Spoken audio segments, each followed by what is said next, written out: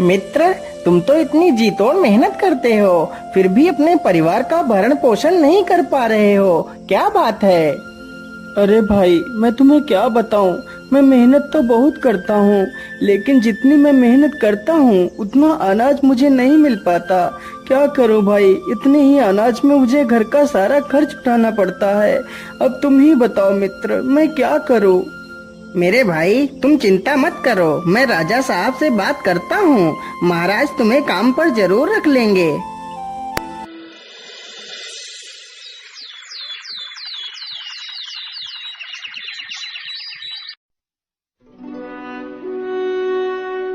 अगले ही दिन पन्ना लाल राजा से बात करता है। महाराज, वह बहुत ही ईमानदार है। वह हमारे साथ मिलकर इस बगीचे को और भी हरा भरा बना देगा। ठीक है पन्नालाल, तुम कल ही अपने मित्र को अपने साथ लेकर आना। अगले ही दिन पन्नालाल हीरालाल को भी अपने साथ ले जाता है।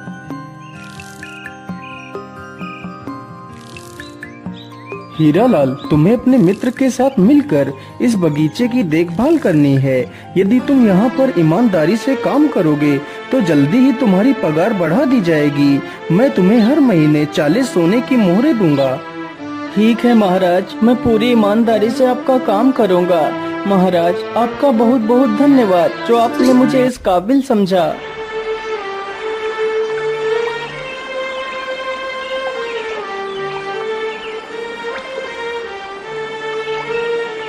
अगले ही दिन से हीरालाल अपने मित्र पन्नालाल के साथ काम करने लगता है।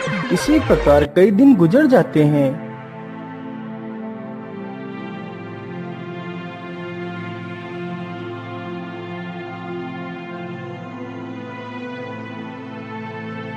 अरे पन्नालाल, आज तुम्हें क्या हुआ? क्या आज तुम राजमहल नहीं जाओगे? अरे भाई, मैं तुम्हें क्या बताऊं, आज तुम अकेले ही चले जाओ। आज मेरी तबीयत कुछ ठीक नहीं लग रही है। महाराज को कह देना कि मैं आज नहीं आ सकता। हीरालाल अकेले ही जाता है और बगीचे में काम करने लगता है।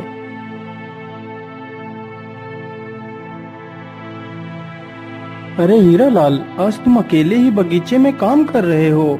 आज पन्नालाल नहीं आया, क्या बात है? महाराज, आज पन्नालाल की तबीयत ठीक नहीं है, इसलिए वह काम पर नहीं आया है। अच्छा, कोई बात नहीं, तुम आराम से काम करो। हीरालाल, आज तुम इस स्थान पर एक वृक्ष लगा देना। ठीक है महाराज, मैं अभी थोड़ी देर में ही वृक्ष लगा दूंगा। हीरालाल की ये बात सुनकर राजा वहाँ से चला जाता है। मैंने फूलों को तो पानी दे दिया है, चलो अब इस स्थान पर एक गड्ढा खोदकर एक वृक्ष लगा देता हूँ। इतना सोचकर हीरालाल गड्ढा खोदने लगता है। कुछ देर गड्ढा खोदने के बाद अचानक हीरालाल के फावड़े में कोई वस्तु टकराती है। अरे ये क्या? ये आवाज किस चीज की थी? मुझे लगता है यहाँ पर कोई वस्तु जरूर है। मैं ऐसा करता हूँ, जल्दी से इस स्थान को खोद देता हूँ। हीरालाल जल्दी से उस स्थान को खोद देता है। अरे वाह, ये तो एक संदूक है। जरूर इसमें कोई कीमती वस्तु होगी। चलो मैं इसे खोलकर देखता हूँ। हीरालाल जैसे ही संदूक को खोलता है तो देखता है, अरे वाह, यह संदूक तो सोने की मोहरों से भरा हुआ है। चलो मैं जल्दी से इस संदूक की खबर राजा को दे देता हूँ। महाराज जल्दी चलिए, बगीचे में कोई पुराना संदूक निकला है।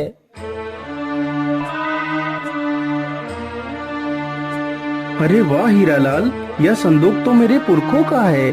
इस संदूक को तो मैं कितने वर्षों से ढूंढ रहा था, लेकिन मुझे यह संदूक नहीं मिला और आज तुमने इस संदूक को ढूंढ लिया। मैं तुमसे बहुत प्रसन्न हुआ। आज तुमने अपनी ईमानदारी का खरा सबूत दिया है हीरालाल, इसलिए मैं तुम्हें कुछ इनाम देना चाहता हूँ। मांगो हीरालाल, तुम्हें क्या इनाम चाहिए? महाराज, ईश्वर की कृपा से मुझे और मेरे परिवार को 2 वक्त का खाना तो मिल ही जाता है। मैं जितना भी कमाता हूँ उतने में ही खुश हूँ।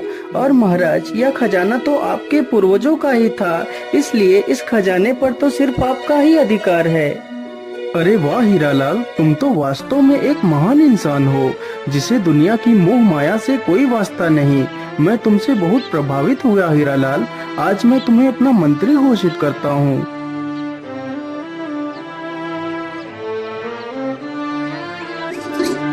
अगले ही दिन से हीरालाल मंत्री बन जाता है।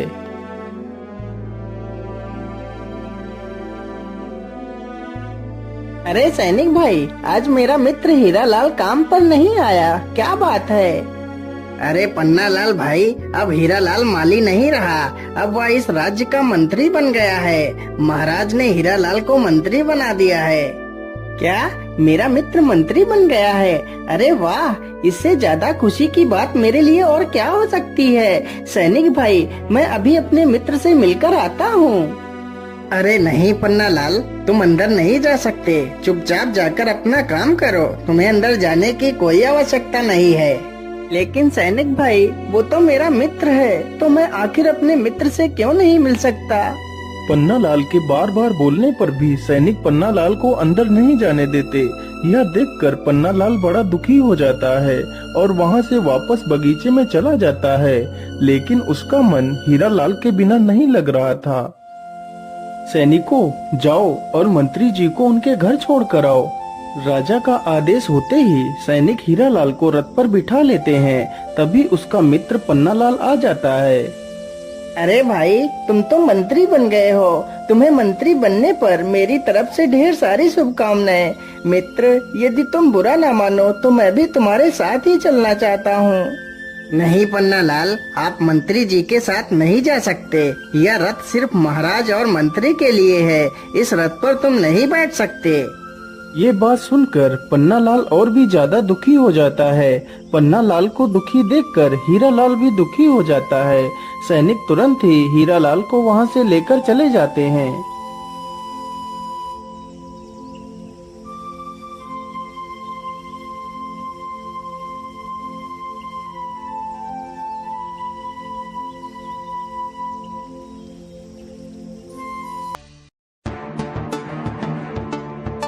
अरे ये क्या, ये वृक्ष अचानक से सूखने कैसे लगा? देखते ही देखते पूरा वृक्ष कुछ ही पलों में सूख जाता है। ये देखकर पन्नालाल काफी ज्यादा परेशान हो जाता है। अरे ये क्या, ये तो सारा पेड़ सूख गया। महाराज को तो यह बगीचा अत्यंत प्रिय है, यदि बगीचे में कुछ हो गया तो महाराज मुझे नौकरी से भी निकाल देंगे। मुझे जल्दी से चलकर महाराज को सारी बात बता देनी चाहिए। पन्नालाल तुरंत ही राजा के पास जाता है और सारी कहानी सुना देता है। लेकिन पन्नालाल, आखिर अचानक से पेड़ कुछ ही पलों में कैसे सूख सकता है, इसका क्या कारण है? महाराज, ऐसा होना संभव है, यदि बगीचे के ऊपर से कोई पर वाला सर्प निकल जाए तो उस स्थान की सारी हरियाली धीरे धीरे नष्ट हो जाती है। लेकिन मंत्री जी, क्या इस रोग को रोकने का कोई उपाय नहीं है? महाराज, इसका उपाय तो है, लेकिन उपाय बड़ा कठिन है। मेरे साथ भी एक बार ऐसा हुआ था महाराज, मेरी फसल भी लगभग सारी नष्ट हो गई थी। तब मैंने एक साधु से इसका उपाय पूछा था। महाराज, काली कंजा वन में एक जादुई बोलने वाला पेड़ है, यदि उसकी पत्तियां मिल जाएं तो उन पत्तियों का रस पानी में मिलाकर पौधों पर डालने से हमारा बगीचा पहले की तरह हरा भरा हो जाएगा। तो फिर ठीक है पन्नालाल, तुम जाओ और उस पेड़ की पत्तियां लेकर आओ।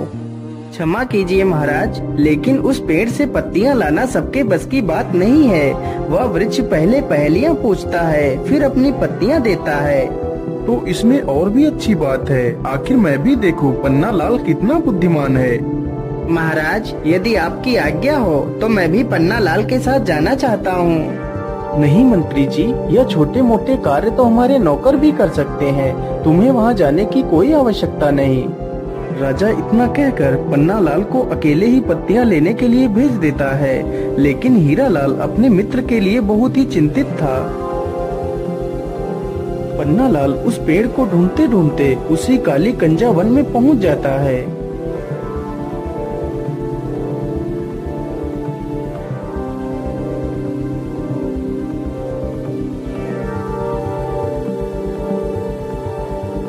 क्या करूं, कैसे पता करूं, आखिर वह जादुई पेड़ कौन सा है? मैं ऐसा करता हूं, इसी स्थान पर जोर जोर से आवाज लगाता हूं।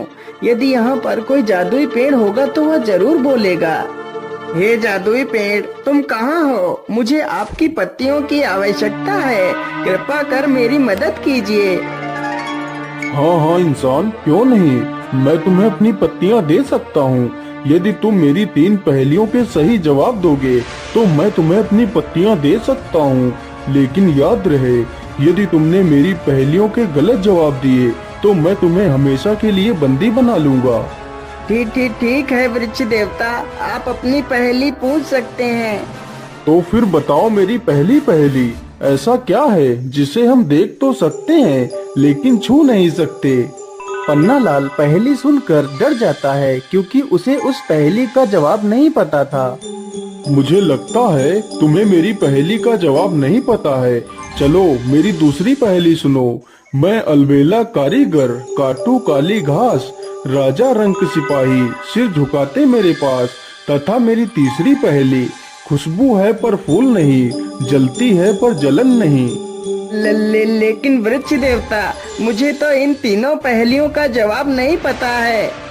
अरे इंसान, तुमने तो मेरी एक भी पहेली का जवाब नहीं दिया, इसलिए मैं तुम्हें पत्तियां नहीं दे सकता और वादे के अनुसार तुम्हें बंदी बनाना पड़ेगा।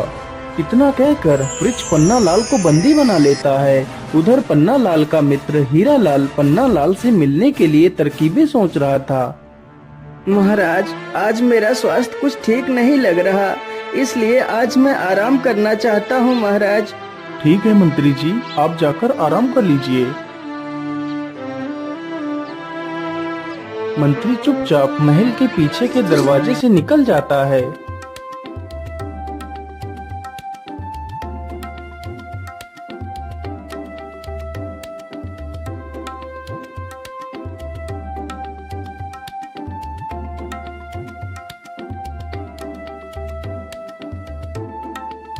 हीरा लाल उसी जादुई पेड़ के पास पहुंचकर देखता है कि उसका मित्र पेड़ पर ही बंदी बनकर एक पिंजरे में बंद है।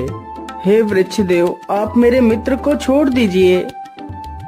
हाँ हाँ, क्यों नहीं, मैं तुम्हारे मित्र को जरूर छोड़ दूंगा और तुम्हें अपनी पत्तियां भी दूंगा यदि तुम मेरे 3 पहेलियों का सही जवाब दे दो। ठीक है वृक्ष देव, आप अपनी पहेलियां पूछ सकते हैं।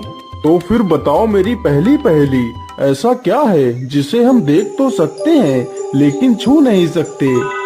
हे वृक्ष देव, इसका सही जवाब स्वप्न है। इंसान सपना तो देख सकता है लेकिन उसे छू नहीं सकता। हाँ हाँ, बिल्कुल सही जवाब। मेरी दूसरी पहेली सुनो।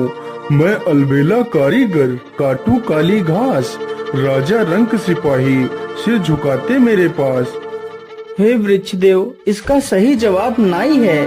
नाई के पास हर किसी को अपना सिर झुकाकर ही बाल कटवाने पड़ते हैं। अरे वाह वाह, तुम तो कितने बुद्धिमान हो। अब मेरी तीसरी और आखिरी पहेली सुनो। खुशबू है पर फूल नहीं, जलती है पर जलन नहीं। हे वृक्ष देव, इसका सही जवाब अगरबत्ती है। अरे वाह वाह, तुम तो वास्तव में बुद्धि का प्रतीक हो। मैं तुमसे अत्यंत प्रसन्न हूँ, इसलिए मैं तुम्हारे मित्र को आजाद करता हूँ और तुम्हें अपनी दिव्य पत्तियाँ भी देता हूँ। वृक्ष तुरंत ही उसके मित्र को आजाद कर देता है।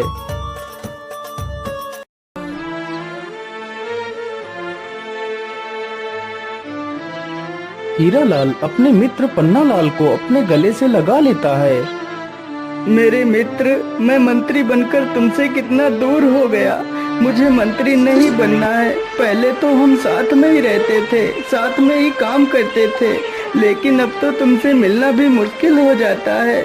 मैं आज ही महाराज को बोल दूंगा कि मुझे मंत्री नहीं बनना है, मैं माली बनकर ही खुश हूँ।